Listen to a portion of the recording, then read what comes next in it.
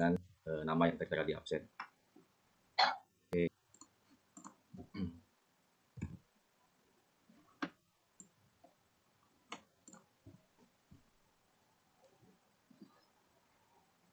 Oke, udah kelihatan ya full layar ya, materi 4 ya. Sudah, Pak. Ya. Hari ini materi kita di mata kuliah pengantar ekonomi makro, kita akan membahas mengenai indikator makroekonomi utama dan khususnya mengenai pendapatan suatu negara, ya, pendapatan satu negara. Oke, kalau kita mulai ya dari indikator pembangunan ekonomi, kan jadi ada dua, ada pembangunan ekonomi, ada juga pertumbuhan ekonomi, ya. Yang mana pertumbuhan ekonomi adalah bagian kecil dari pembangunan ekonomi secara keseluruhan, ya. Kalau pertumbuhan ekonomi hanya di bagian yang growth-nya aja nih ya, yang tanda petir ke atas ya, tanda panah ke atas, pertumbuhan ya. Ini adalah semua bagian dari pembangunan ekonomi, ya kan, termasuk Human Development Index, ya kan, atau indeks pengembangan manusia, gitu. Dan pengukuran-pengukuran lainnya nanti kita akan lihat. Oke, mengenai pertumbuhan ya, pertumbuhan dan pengembangan secara umum, perbedaannya yang utama adalah kalau pertumbuhan ekonomi atau kita sebut dengan economic growth, dia adalah perhitungan nilai output dari barang dan jasa pada satu periode atau waktu tertentu. Ya, jadi output dari barang dan jasa. Sedangkan pembangunan ekonomi konteksnya atau arahnya lebih kepada kesejahteraan manusianya. Jadi dalam pembangunan ekonomi ini cakupannya lebih luas ya, lebih umum, di mana salah satu indikatornya adalah tentunya pertumbuhan ekonomi tadi atau output dari barang dan jasa ya, tapi melingkupi hal lainnya sehingga pembangunan ekonomi lebih luas konteksnya dibandingkan pertumbuhan ekonomi. Oke, nah bahasan kita hari ini kita spesifik kepada pertumbuhan ekonomi ya kan. Pertumbuhan ekonomi diantaranya adalah mengenai pendapatan nasional ya, atau national income ya, atau ada beberapa jenis, ada GDP atau gross domestic product, ada real GDP, ada GDP nominal, ada GNP atau gross national product, ada juga GDP per kapita. Nanti ini adalah yang akan bahasan kita hari ini, yang mengenai pertumbuhan ekonomi, mengenai GDP, mengenai GNP, yang mengenai pendapatan satu negara. Oke. Di sini kita tahu bahwasanya pertumbuhan ekonomi itu determinansnya atau faktor-faktor yang mempengaruhi banyak. Ya, di antaranya adalah tentunya faktor sumber daya alam. Ya kan, semakin kaya satu negara akan sumber daya alam, maka akan bisa menunjang atau berbanding lurus dengan pertumbuhan ekonominya. Begitu juga faktor sumber daya manusia. Ya, semakin well educated ya, semakin mengenyam pendidikan ya, tingkat pendidikannya baik. Ya, kemudian pemerataan kesempatan dalam pendidikan maupun kesempatan dalam berekonomi ya, ini juga menjadi faktor penting dalam mendukung pertumbuhan ekonomi.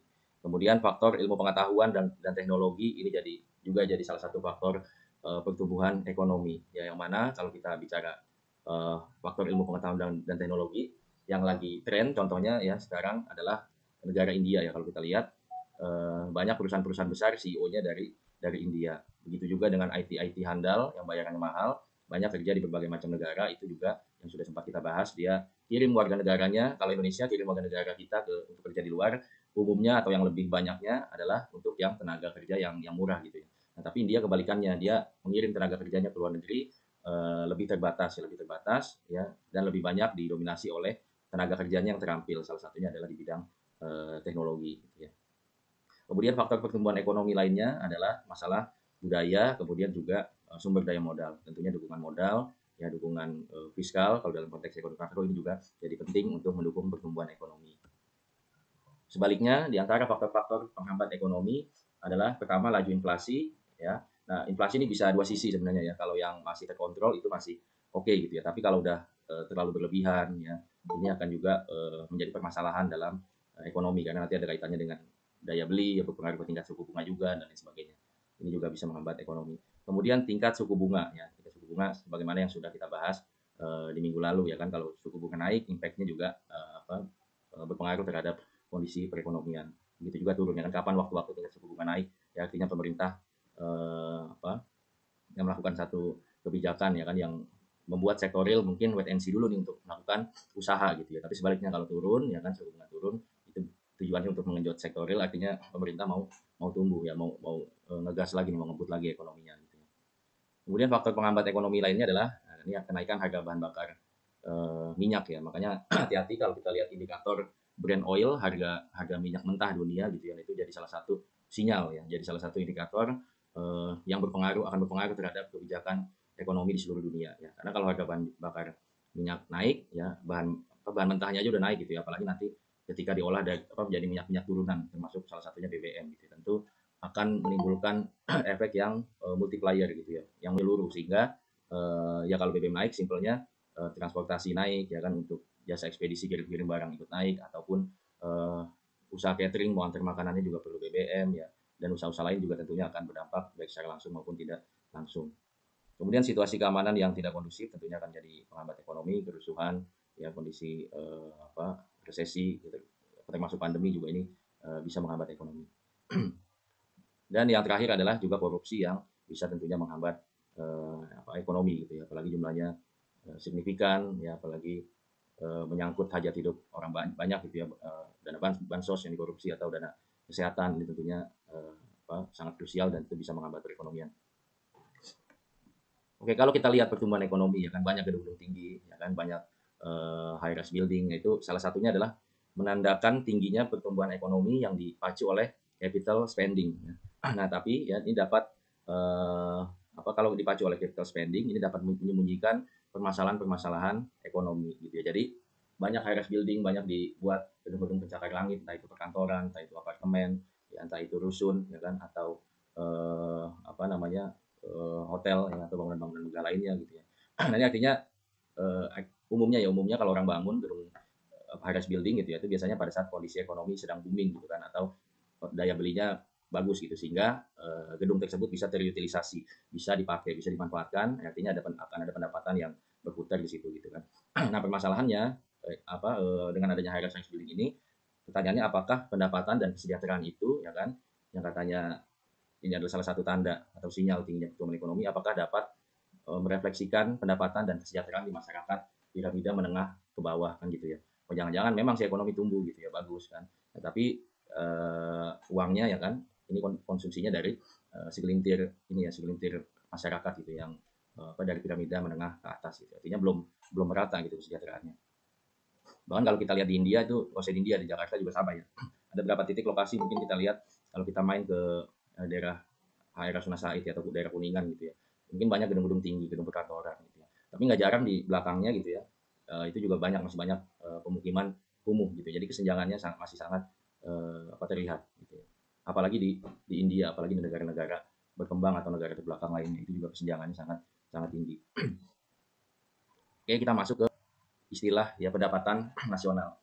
Nah, kalau kita bicara mengenai pendapatan nasional, kita udah sempat bahas mengenai PDB ya, udah berapa kali dari pertemuan pertama sampai ketiga selalu PDB. Memang ekonomi makro ya, perekonomian tidak terlepas dari pendapatan nasional, salah satunya PDB. Nah, kalau kita ya berangkat dari istilah, dari filosofi ya, pendapatan nasional itu view-nya ada tiga sudut pandang. Yang pertama, pendapatan nasional dapat didefinisikan sebagai nilai seluruh produk ya, barang dan jasa yang diproduksi dalam satu negara selama satu periode tertentu. Kemudian yang kedua, jumlah pendapatan yang diterima oleh seluruh faktor produksi dalam satu negara selama satu periode tertentu. Kemudian definisi yang ketiga, jumlah pengeluaran untuk membeli barang dan jasa yang diproduksi dalam satu negara selama periode tertentu.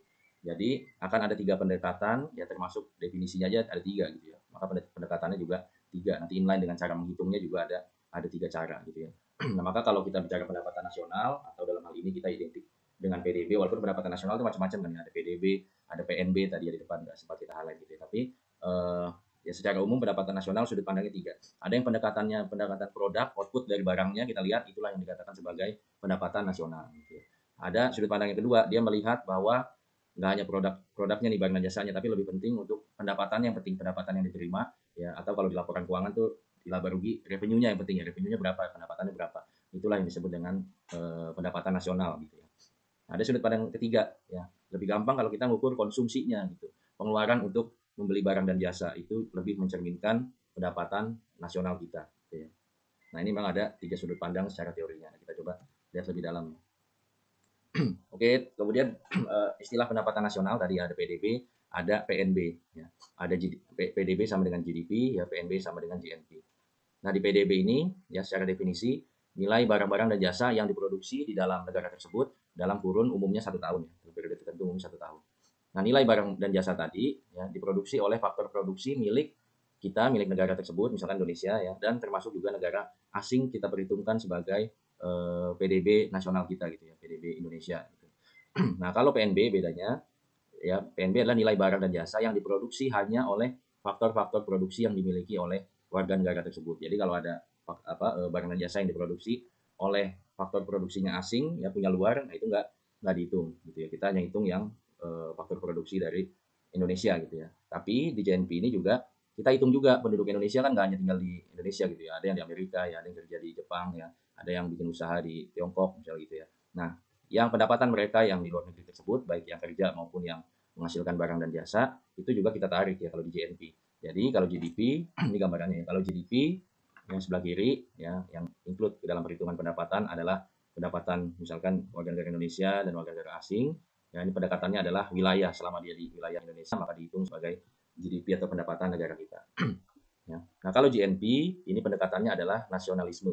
Jadi selama warga negaranya adalah Indonesia, yang mau dia tinggalnya di Amerika ya atau di Kanada atau di Cina misalnya. Nah ini pendekatannya adalah masalah kebangsaannya apa gitu ya. Dihitungnya ke samping. Ya. Itu gambaran perbedaan mengenai PDB dan PNB. Oke, kemudian dalam ya pendapatan nasional ya, ini ada beberapa konsep ya, ada beberapa konsep. Yang pertama, konsep pertama ada yang namanya pendapatan nasional harga berlaku ya, pendapatan nasional harga berlaku.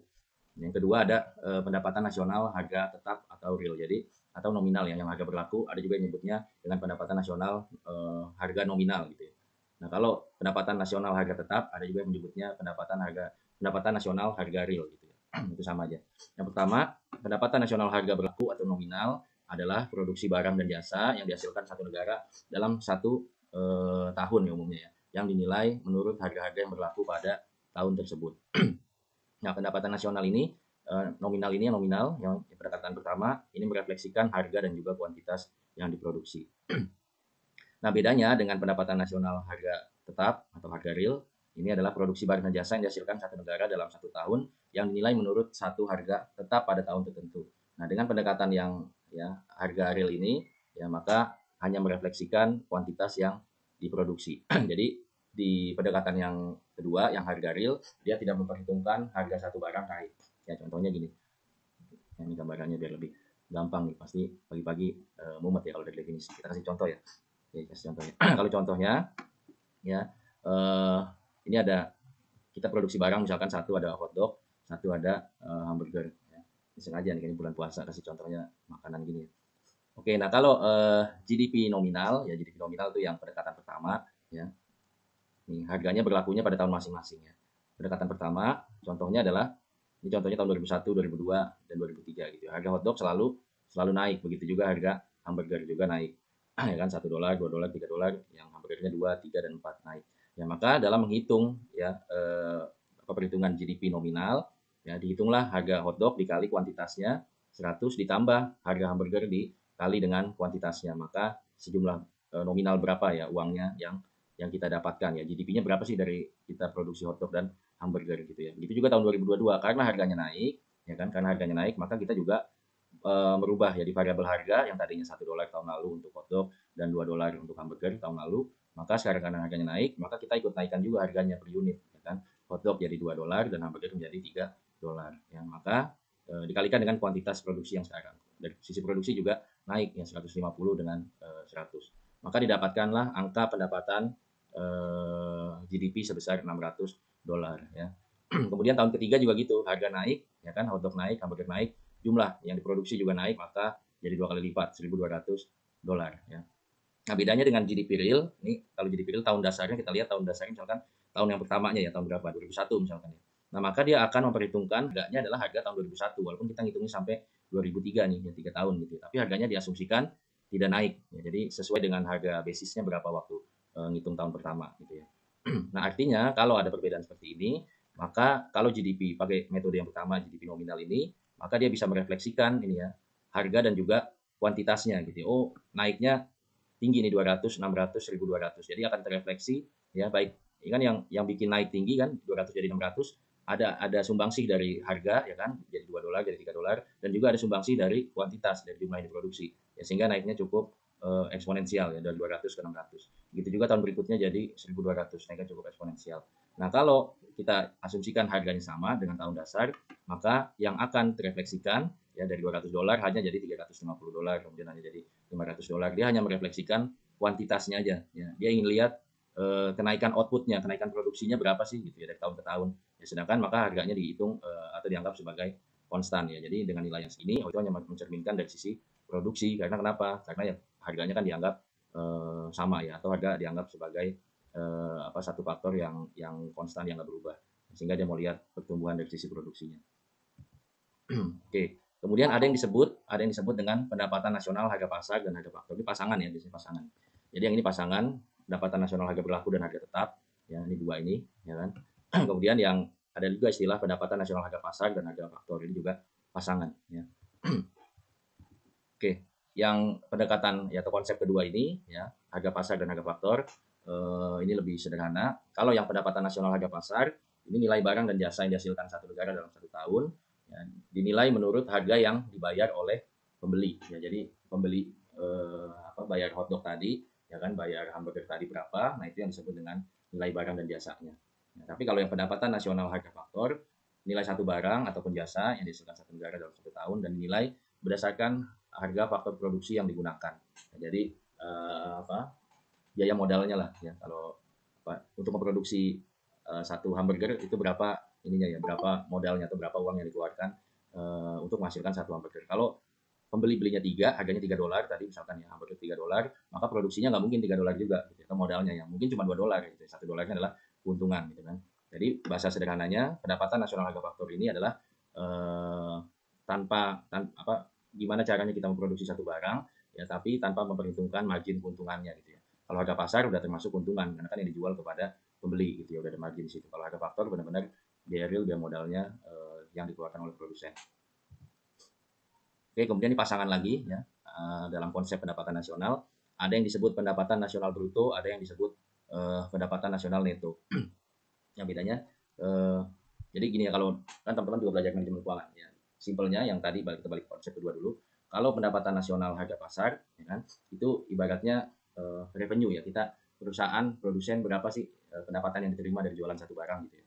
Nah, kemudian yang kedua ini pendapatan nasional harga faktor, ibaratnya di bawahnya revenue kan ada COGS tuh ya kan, atau HPP ya kalau bahasa jadulnya gitu ya, HPP. Berapa?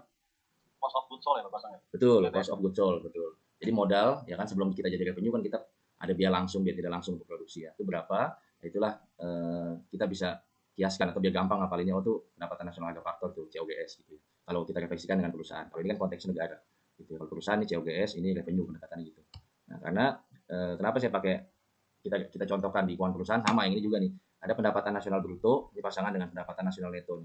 Nah, kalau yang pendapatan nasional bruto ini memperhitungkan adanya penyusutan ya, depresiasi atas satu produk, satu output produksi barang ataupun jasa itu ada penyusutannya, nah itu dihitung gitu ya. Nah, sedangkan pendapatan nasional neto ini net ya, dikurangi dengan penyusutan gitu ya.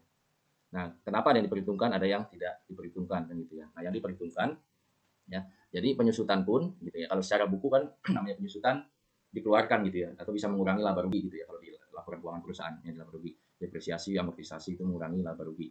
Tapi sebenarnya kan kita perusahaan ataupun dalam konteks ini negara gitu ya, kita nggak ada duit keluar sebenarnya kan, nggak ada cash outflow, kita nggak ngeluarin duit tuh, walaupun di buku ada penyusutan sebenarnya cash flow kita, laba rugi boleh turun gitu ya, tapi cash flow kita nggak pengaruh, jadi duitnya tetap ada walaupun diperhitungkan sebagai penyusutan gitu ya. Mobil kita udah 5 tahun gitu ya, mungkin nilai sisanya udah nol ya, mungkin, atau udah di buku udah habis karena depresiasi gitu ya. Tapi kalau kita jual masih laku, masih jadi duit kan, masih ada cash flow.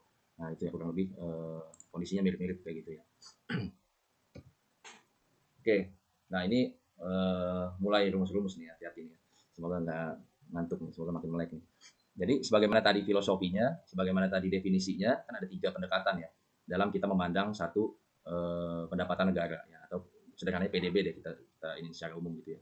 PDB ada 3 sudut pandang. Yang pertama, sudut pandang bahwasanya PDB itu adalah semua pengeluaran kan gitu ya. Ada sudut pandang kedua adalah sebagai barang dan jasa yang diproduksi. Ada sudut pandang ketiga sebagai pendapatan yang diterima gitu ya. Ada 3 pendekatan ataupun sudut pandang ataupun definisi. Nah, begitu juga dengan contoh perhitungannya gitu ya. Contoh perhitungan juga ada 3 cara menghitung, ada 3 rumus gitu ya kurang lebih kalau dibuat persamaannya ya, rumusnya ada seperti ini. Nah, kita masuk ke sudut pandang pertama dulu ya, yang menganggap bahwasanya PDB adalah dihitung dengan cara pengeluaran atau expenditure approach.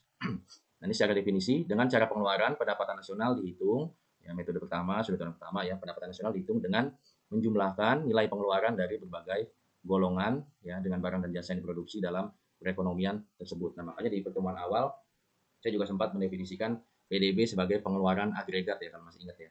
Ya, atau pengeluaran kita, pengeluaran negara secara keseluruhan itu yang disebut dengan PDB. Nah, itu adalah salah satu satu sudut pandang gitu ya. Kemudian kaidah yang kedua adalah yang diperhatikan adalah nilai barang jadi. Ya.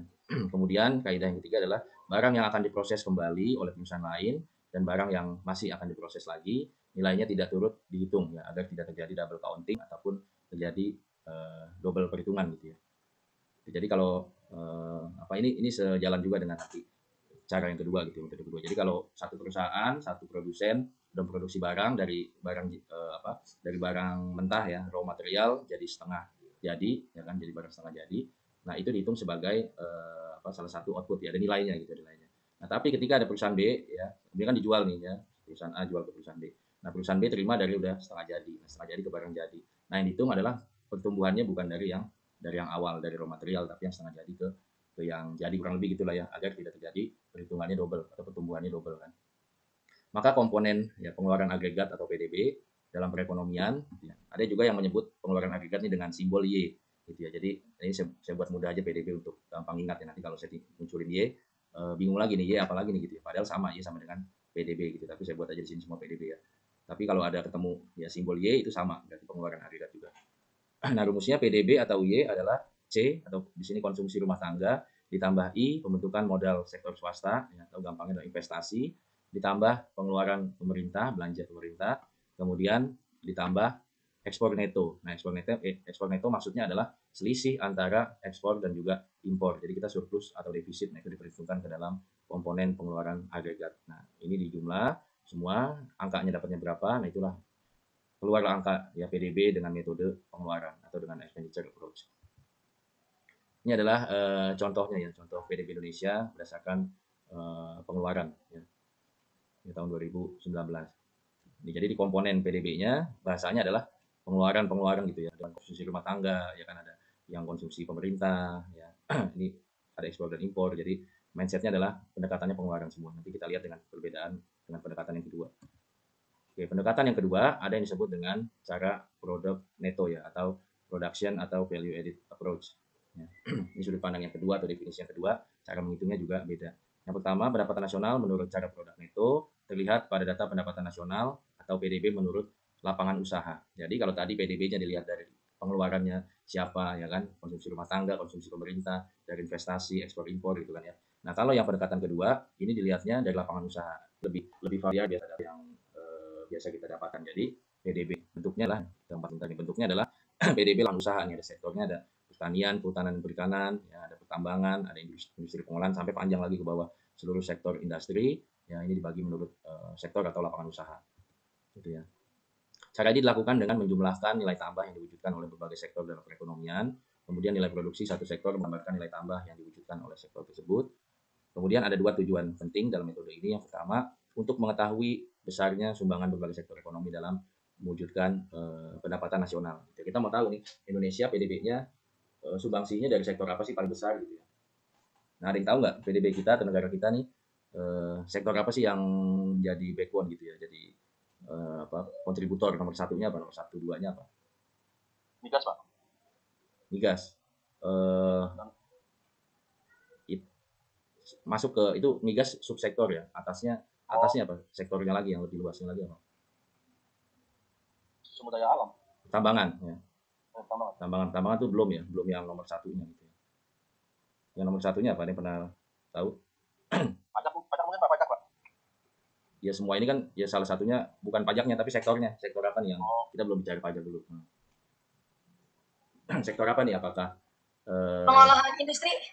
Oke, industri ya, good ya, bagus ya. Nomor satu, PDB kita ditopang oleh industri atau oleh manufaktur.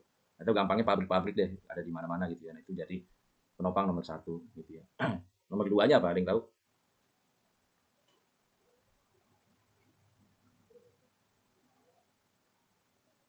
Perdagangan, Pak.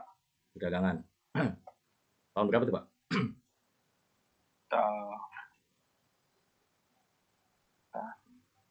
2022 Pak. Yakin Pak? Iya Pak. Nah nomor dua ya. Perdagangan. Nomor 2 ya, PDB yang terbesar adalah kontribusinya dari pertanian ya, pertanian. Jadi nomor 1 industri atau manufaktur, yang kedua adalah pertanian. Nah itu untuk melihat tuh struktur ya lapangan usaha kita, pemerintah jadi gampang mapping, oh yang nomor satunya kita industri, yang kedua pertanian, yang ketiga apa lembaga jasa keuangan dan lainnya. Jadi untuk ini terkait juga dengan kebijakan yang akan diambil nantinya kan, berarti sektor ini harus diapain ya, harus ditingkatin atau ada sektor lain yang lebih potensial, pariwisata dan sebagainya. Nah itu untuk melihat itu satunya. Oke, kemudian lanjut ya, nilai produksi satu sektor menggambarkan nilai tambah yang diwujudkan. Oke, tadi 2 tujuan penting. Pertama untuk mengetahui besar sumbangan dari sektor ekonomi. Kemudian yang kedua, tadi salah satu cara untuk menghindari double counting juga. Nah, ini contoh perhitungannya dari pendekatan nilai tambah atau value added approach atau production approach. Mulai dari, misalnya kita mau produksi baju ya, tentunya mulai dari kapas, ya kapas dari nol, kemudian diproduksi jadi kita hitung-hitung jadi 10.000 kapas nilainya misalkan ya. Maka dari 0 ke 10.000 nilai tambahnya adalah jadi 10.000 gitu ya. Kemudian apalagi diproses jadi benang, ya kan benang ada nilai tambah di situ, nilai akhirnya benang jadi 15.000, ada nilai tambah 5.000, kemudian terus begitu ya. Jadi dari benang diproses menjadi kain, ada nilai tambah lagi di situ sampai jadi baju anak ya. Baju anak yang harganya jadi 25.000, yang tadinya kapas 10.000, yang produksi jadi barang setengah jadi, ya sampai jadi barang jadi, ya ada nilai tambah sebanyak 25.000 ya. Nah, ini nilai tambah ini adalah nilai output bruto dikurangin dengan biaya input. Jadi apa namanya? Sama lah ya kayak jadi selisihnya aja yang dihitung ya. Yang dihitung bukan 68.000-nya ya, bukan di total yang sebelah kiri, tapi adalah nilai tambahnya berapa sih sampai jadi baju ya, itu sebesar 25.000 ya kan, karena di bertahap tambahannya sampai nilai baju itu jadi 25.000. Nah ini ada kesamaan dengan pendekatan konsumsi gitu ya. Jadi ya, di teorinya dikatakan ya, di kesimpulan dikatakan dalam perhitungan menurut cara produk neto, nilai pendapatan nasional disumbangkan dari produktivitas adalah sama dengan perhitungan menurut cara pengeluaran. Kalau kita lihat pada tabel baju anak tadi, ya, nilai tambah produk satu baju ya 25.000 gitu ya. Nah kalau kita konsumsi dijual juga harganya 25.000 gitu ya. Karena ini kan nilai output bruto sudah dikurangi dengan biaya-biaya, artinya ini adalah net keuntungannya yang diperoleh. Oke, contoh lainnya yang mungkin dalam konteks negara ya, kita lebih luas, contohnya juga lebih gampang. Ya, ini sama masih pendekatan kedua cara produk itu ya. Contoh misalkan dalam satu negara ada sektor ekonomi, gitu ya. Ada sektor pertanian, ada sektor industri, ada sektor jasa. Ya, masing-masing produksi tahunannya adalah senilai 50 miliar, 100 miliar, dan 200 miliar. Nah, maka diperoleh total nilai output brutonya, ya kan, produksi yang dihasilkan, maka 50 miliar ditambah 100 miliar ditambah 200 miliar, sehingga diperoleh angka 350 miliar. Nah, namun angka ini ya harus dikurangi lagi dengan beban-bebannya ya, atau bahasa ekonomi makronya adalah biaya inputnya berapa gitu, terus dikurangi dulu. Ya misalkan sektor pertanian biaya inputnya ya 15 miliar itu untuk bisa menghasilkan 50 M gitu ya. Pada sektor industri biaya inputnya 50 untuk menghasilkan 100. Sektor jasa biaya inputnya 800 untuk menghasilkan 200 miliar. Nah, maka total inputnya adalah 145 miliar rupiah. Nah, ini harus dikurangi dulu. Maka PDB-nya dengan cara produk neto adalah 350 miliar rupiah dikurangi dengan 145 miliar rupiah ya, atau sama dengan 205 miliar rupiah. Jadi rumusnya adalah nilai output bruto dikurangi dengan biaya input. Itu adalah pendekatan yang kedua. Ini contohnya ya, PDB menurut lapangan usaha. Ya. Ada sektornya ya pertanian, kehutanan dan perikanan, ya, ada pertambangan dan penggalian. Dan migas salah satu subsektor ya, masuk ke sektor pertambangan dan penggalian. Gitu ya. Ada industri pengolahan, ya, ada industri lainnya gitu ya. Oke, tadi ada sedikit persamaan dengan metode pengeluaran dengan produk neto. Dalam cara pengeluaran yang diperhatikan adalah nilai barang jadi yang dijual, sedangkan dengan cara produk neto yang diperhatikan adalah tambahan nilai yang diwujudkan oleh proses kegiatan ekonomi yang dilakukan sampai satu barang dijual ke konsumen. Ya. Maka berarti tadi perhitungan cara produk neto, ya, kemudian nilai pendapatan nasional yang disumbangkan dari kegiatan di atas adalah sama dengan perhitungan menurut cara pengeluaran. Gitu. Kita lihat tadi yang tabel di baju ini. Pendekatan yang ketiga ada cara pendapatan atau income approach. Ya ini menganggap bahwasanya yang namanya PDB harusnya pendapatan faktor-faktor produksi gitu kan.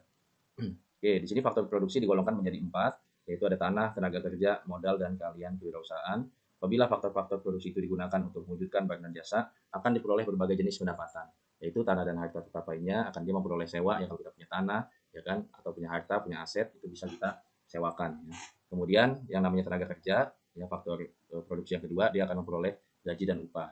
Kemudian yang namanya modal, kita punya uang, ya kita bisa memperoleh bunga, ya ataupun bagi hasil, ataupun skema kemitraan lainnya. Gitu ya. Kemudian kalian kewirausahaan juga itu akan berpotensi memperoleh keuntungan. Nah, dengan menjumlahkan pendapatan-pendapatan tersebut akan diperoleh satu nilai pendapatan nasional yang dinamakan pendapatan nasional neto menurut harga faktor. Jadi contohnya di sini penghitungan pendapatan nasional dengan cara pendapatan umumnya digolongkan umumnya menggolongkan pendapatan yang diterima faktor-faktor produksi dengan cara sebagai berikut. Nah, jadi bentuknya kalau PDB ya dari jenis kegiatan atau dari pendekatan yang ketiga, pendekatan pendapatan, ini adalah pendapatan dari faktor-faktor produksi tadi gitu ya, bukan menurut sektor atau bukan menurut output barang dan jasa. Tapi yang penting pendapatannya berapa sih yang bisa kita hasilkan, berapa yang bisa kita putar, itu adalah pendekatan yang ketiga. Ya. Dan jadi ada beberapa komponen. Yang pertama pendapatan para pekerja, yaitu gaji dan upah atau disimbolkan dengan huruf W. Kemudian ada pendapatan dari sewa, ya, R. Kemudian bunga neto, yaitu seluruh nilai pembayaran bunga yang dilakukan dikurangi dengan bunga atas pinjaman, ya, dan juga pinjaman pemerintah. Itu dilambangkan dengan I. Kemudian tadi yang kewirausahaan faktor yang keempat itu dilambangkan dengan P. Gitu. Jadi PDB dapat dihitung dengan menjumlahkan WIP ini ya. W dari pendapatan dari gaji para pekerja dihitung, pendapatan dari sewa para tuan tanah, para pemilik aset yang disewakan itu dihitung.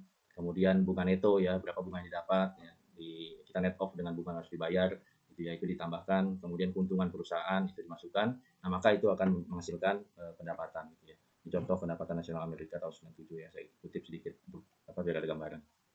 Jadi kita bisa tahu tuh, bisa mapping juga pemerintah negara kita gitu ya, pendapatan nasionalnya lebih banyak ditopang oleh aktivitas yang mana ya? Apakah dari gaji para pekerjanya ya kan, atau dari dari retail gitu ya, dari masyarakat gitu ya, apakah dari keuntungan perusahaan, dari korporasi ya, apakah dari aktivitas sewa atas aset ataupun tanah, atau dari pendapatan bunga gitu ya. Itu kita bisa lihat dengan cara pendapatan atau income approach. Nah, dalam income approach ini ada dua pendapatan, ada pendapatan pribadi dan pendapatan disposable, yang dimana pendapatan pribadi adalah semua jenis pendapatan, termasuk yang diperoleh tanpa memberikan satu kegiatan apapun yang diterima oleh penduduk satu negara, termasuk pembayaran pindahan. Nah, apa yang dimaksud pembayaran pindahan?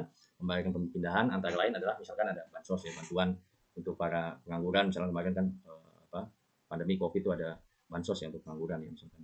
Kemudian uang pensiun yang dibayarkan kepada PNS yang tidak bekerja lagi, atau bantuan kepada orang disabilitas ya, kemudian pada para veteran misalnya, atau subsidi ke petani, beasiswa dan sebagainya. Nah, ini termasuk dihitung gitu ya, sebagai pendapatan pribadi. Kemudian ada namanya pendapatan disposable. Nah, kalau pendapatan disposable ini pada prinsipnya sama, hanya saja harus dikurangi pajak ya, atau dilambangkan dengan tax ya, pajak harus dibayar oleh penerima pendapatan. Nah, yang tersisa netnya dinamakan dengan pendapatan disposable. Oke, kemudian pendapatan yang dapat digunakan oleh para penerimanya yaitu semua rumah tangga yang ada dalam perekonomian untuk membeli barang dan jasa, dilambangkan dengan C ya, dan juga menabung ya, atau saving S ya. Jadi persamaannya untuk pendapatan disposable tadi, YP tadi pendapatan pribadi harus dikurangi dengan tax pajak, atau rumus lainnya ya, cara menghitung lainnya adalah dengan menjumlahkan antara dia punya konsumsi dan dia punya tabungan. Itulah yang disebut dengan pendapatan disposable. Oke, dalam pendapatan nasional ini tidak kalah penting ada yang disebut dengan PDB per kapita ya, karena ada kita harus tahu gitu ya, misalkan PDB kita, pendapatan domestik kita sekian gitu ya, nah itu dari berapa jumlah penduduk gitu ya. Kalau jumlah penduduknya banyak ya jangan-jangan ya PDB per kapitanya jadi kecil kita gitu ya. Pendapatan negaranya besar ya, tapi kalau jumlah penduduknya Indonesia 270 juta jiwa ya, harus kalau kita kata-kata per kepala gitu ya, dibagi 770 juta jiwa ya, jangan-jangan hanya kecil gitu ya kapasitas kita dalam mengkonsumsi, atau kapasitas kita dalam menghasilkan pendapatan, atau kapasitas kita dalam menghasilkan produk ataupun jasa. Nah, maka secara teori perlu diukur juga atau dihitung juga pendapat PDB per kapita ya, pendapatan per kapita. Ini secara teori PDB per kapita adalah ukuran ekonomi makro yang mengukur rata-rata nilai produksi per orang di satu negara selama periode tertentu. Dalam pengertian ini PDB dihitung dengan membagi nilai PDB negara dengan jumlah penduduknya ya. Jadi total PDB berapa dibagi dengan total penduduknya. PDB per kapita sering digunakan sebagai salah satu indikator peningkatan kesejahteraan ekonomi satu negara, dan juga ini jadi tolak ukur ya kemampuan ekonomi masyarakat terutama ya. Kesejahteraan ekonomi negara oke lah gitu ya, PDB tinggi nomor sekian dunia, makanya kita masuk Indonesia misalkan masuk ke dalam G20 ya, kemarin sempat ada itu kan acaranya di Bali dan lain sebagainya gitu, karena kita masuk PDB terbesar 20 gitu ya seluruh dunia misalnya seperti itu ya. Itu oke, satu hal, tapi yang penting atas jumlah masyarakatnya warganya berapa gitu ya.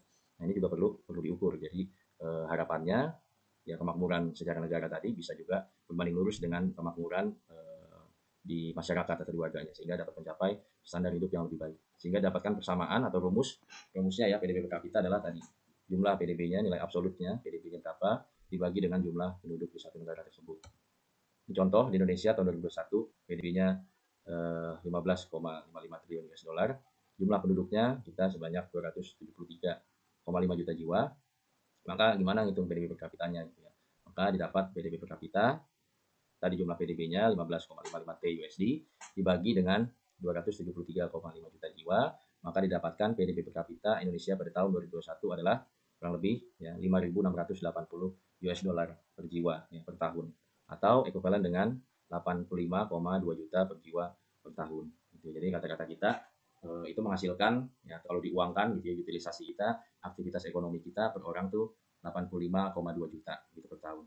Terus simpelnya refleksikan aja dengan gaji kita gitu. Setahun kita dapat nggak sih itu 85,2 juta. Ya kalau di bawah itu berarti kita masih berada dalam piramida menengah bawah gitu ya. Tapi kalau bisa di atas itu berarti kita bisa di atas rata-rata gitu ya. Ya, kalau 85,2 juta ya per tahun, berarti sebulannya berapa tuh gajinya berapa tuh?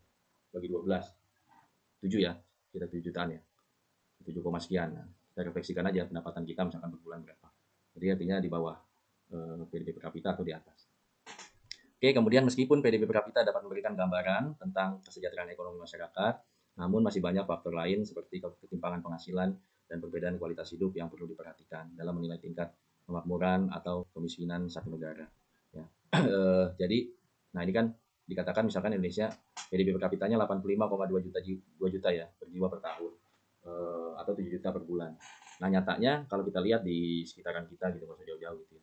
Nah itu kehidupan masyarakat udah tercermin belum kira-kira mereka pada dapat nggak tuh 85,2 juta ya setahunnya gitu ya, bisa menghasilkan segitu nggak, baik produksi pendapatannya atau konsumsinya tuh bisa rata-rata di angka segitu nggak gitu ya, atau justru banyak yang mungkin gajinya masih di bawah UMR ya, atau bahkan mungkin masih nganggur ya, atau mungkin serabutan ya pendapatannya ya, atau kondisi ekonominya apa di rumahnya ya memprihatinkan kualitas hidupnya dan lain sebagainya ya. Nah itu adalah salah satu permasalahan dalam kita mengcapture PDB per kapita. Artinya ini kan dibuat secara rata-rata ya, rata-rata, tapi pada prakteknya kalau masih banyak ternyata yang kayaknya di bawah 85,2 juta nih setahun gitu ya, artinya ada isu ketimpangan sosial gitu ya. Barangkali angka-angka ini ya karena secara rata-rata ya ada satu pihak yang mungkin dia cuma setahun bisa cuma dapatnya 30 juta gitu ya, tapi ada orang lain yang dapatnya 300 juta per tahun gitu ya. Nah, artinya ada ketimpangan di situ, walaupun secara rata-rata ya dia 85,2 juta gitu ya, tapi siapa yang dapat ya 30 juta, siapa yang dapat 200 juta gitu ya, kan ini satu hal yang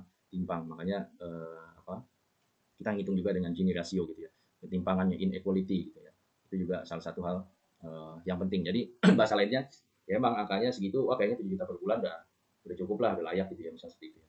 Tapi kenyataannya nggak begitu ya. Ada yang ya mungkin ada yang middle income ya, dapat segitu atau lebih dari itu, oke ada gitu ya. Tapi ada juga yang piramida atas dan bawah ini sangat menarik. Jadi ada yang kaya banget, yang miskin sebaliknya miskin banget gitu ya. Tengah-tengah oke dia dapat 85,2 juta ya per tahun. Ya. Tapi ada yang piramida atas dan bawah ini yang timpang gitu ya.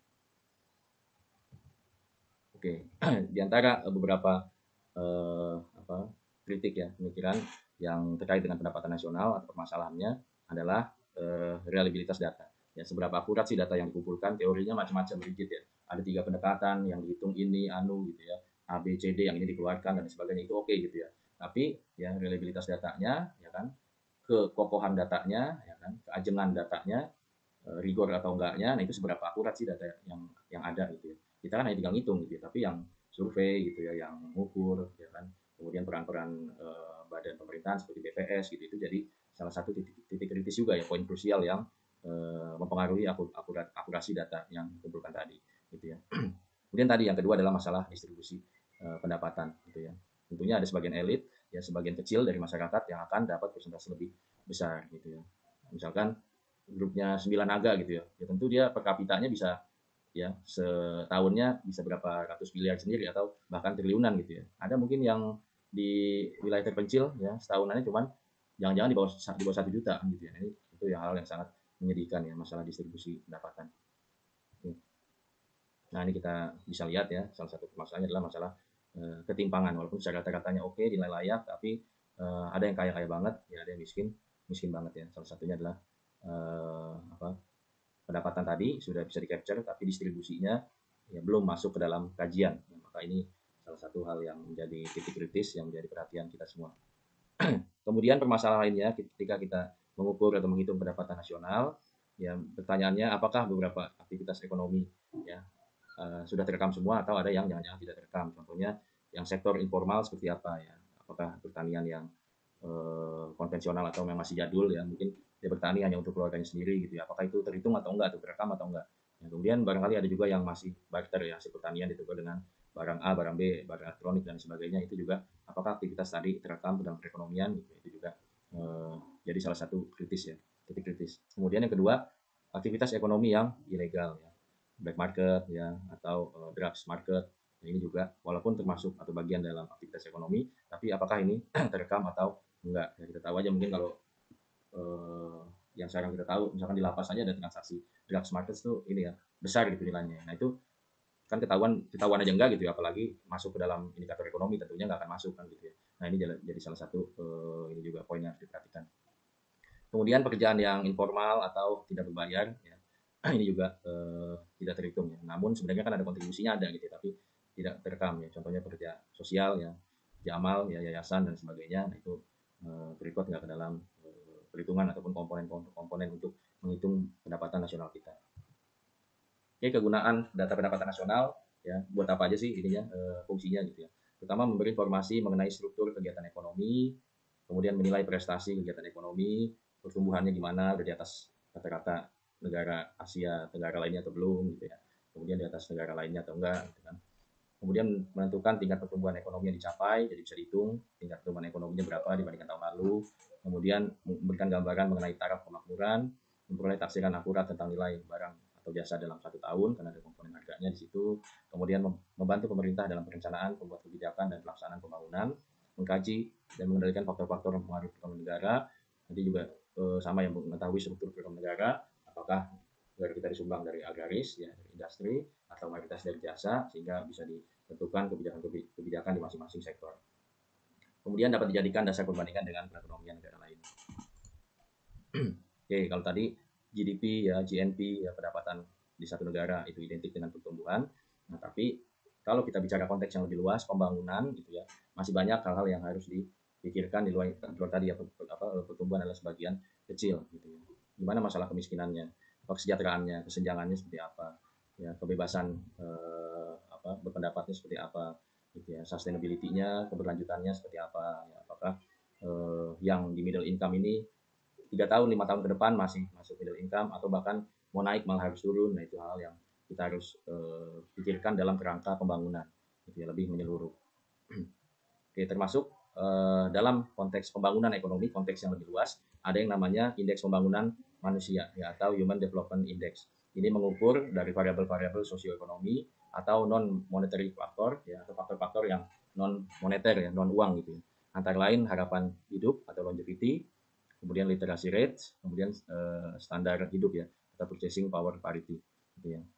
Jadi angka harapan hidupnya gimana nih ya, idealnya semakin satu pemerintahan atau negara bagus dalam pembangunan ekonominya ya dalam tadi pertumbuhan ekonomi termasuk di dalamnya, maka idealnya ya dia juga membangun manusia gitu. Kalau membangun ekonomi, pemerintahan atau negara atau kita sebagai ekonom juga harus membangun manusianya. Ya, maka coba kita indikatornya antara lain adalah angka harapan hidup. Di Indonesia berapa sih rata-rata ininya angka harapan hidupnya gitu ya. Nomor berapa di antara negara lain. Coba kita sama-sama cek gitu ya. Nomor 1 setahu saya masih ada Jepang ya. Jepang nomor 1 dengan angka harapan hidup rata-rata 84 tahun. Kemudian nomor 2 Australia atau nomor 3 gitu Australia. Australia kemudian negara-negara Eropa lainnya gitu ya. Kalau kita lihat Indonesia masih agak jauh ya di bawah di 100-an ya, 111 kalau salah tahun 2021. ya, dengan harapan hidup 74 tahun rata-rata. Ya, itu juga jadi salah satu gambaran ya, yang harus dibangun ya dalam kita membangun ekonomi. Kemudian literasi rates ya, angka literasi artinya pengetahuan ya, itu harus mulai didemokratisasi gitu. Harus semua orang harus punya akses belajar, punya akses mengenyam pendidikan ya, baik yang formal maupun tidak formal gitu ya. Termasuk adanya universitas terbuka gitu ya, itu kan salah satu bentuk atau wujud untuk meningkatkan literasi rates ya, ataupun langkah-langkah lain yang sudah dilakukan pemerintah gitu ya. Kemudian bagaimana standar hidup, ya kemampuan beli, ya purchasing power parity-nya gimana nih ya Indonesia. Ya, jangan sampai kita beli kalau gini ya, kalau kita beli burger ya, kalau tadi orang luar belinya dengan harga $3 gitu ya. Nah, kita kalau Pak belinya pakai rupiah ya, $3 dikali 15.000 misalkan. Jadi 45.000 ya, jangan-jangan jomplang nih, jangan kita bayarnya kemahalan nih, dibandingkan dengan dia bayar pakai dolar ya, kurang lebih gitulah ya. Karena nih purchasing power parity ada kaitannya dengan mata uang gitu ya. Jadi tarik menarik mata uang. Jadi kalau kita bayar pakai dolar, dia jangan-jangan nggak santai itu, bayar $3 itu murah. Tapi kita dengan bayar 45.000 tuh mahal. Nah, ini ada standar hidup yang dilihat dari konteks purchasing power parity yang akhirnya ada masalah di situ. Oke, ada juga perhitungan lain ya, yang diantaranya ya, yang non monetary juga sama, antara lain jumlah dokter di satu negara itu berapa persen dari total penduduk, jumlah orang masyarakat yang udah S3 gitu ya, itu juga menentukan indeks pembangunan manusia. Nah, kemudian nih kalau zaman dulu ya, jumlah waktu itu jumlah TV masih dihitung gitu ya, jumlah kulkas gitu ya, atau kalau yang sekarang mungkin masih ya, jumlah mobil per keluarga gitu ya, atau indikator penyakit menularnya masih banyak atau enggak gitu. Itu juga jadi alat pengukur ya. Stress level kriminal ya, kemudian healthcare data itu juga salah satu yang bisa mendongkrak human development index gitu ya, untuk dalam rangka membangun ekonomi. Oke, 23 menit itu yang mungkin saya sampaikan di pertemuan keempat. Silakan, barangkali ada yang ingin tanyakan, satu pertanyaan mungkin. Sambil ketua kelas tolong bantu capture yang ada di Google Meet ya.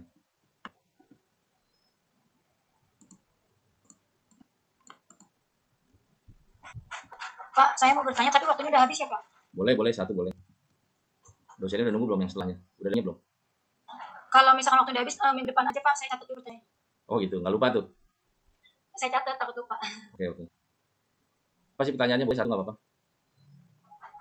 Ya maaf teman-teman, takutnya. Udah, linknya udah ada belum? Kalau udah ada dosen setelahnya jangan. Minggu depan aja. Udah ada link lagi ya?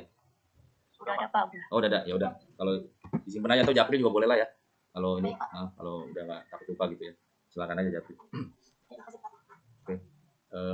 Nanti sambil setiap pertemuannya saya record gitu ya. Jadi nanti coba saya upload di YouTube saya gitu. Jadi nanti bisa diputar lagi. Kemarin yang saya share baru chapter 2 ya, materi 2. Nanti selanjutnya insya Allah yang 3, termasuk yang hari ini 4 nyusul ya, saya ngeditnya bertahap gitu ya.